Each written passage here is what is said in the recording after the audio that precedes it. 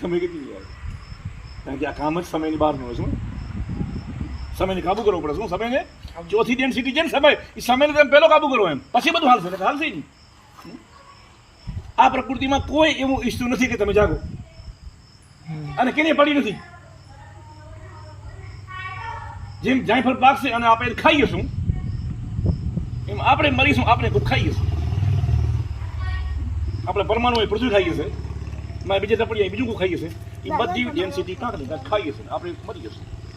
વળી કાંક આપણે વાવશું, વળી પાછા ઉગશું મી વર્ષે, એટલે બસ હાલશે પડ્યું.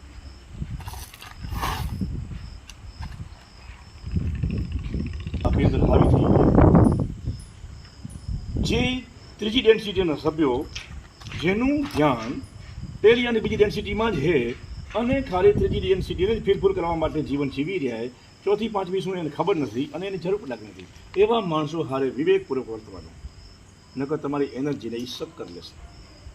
કારણ કે તમારી અંદર એક સુગંધ છે, એક ગોલ્ડન વાઇબ્રેશનની સુગંધ છે.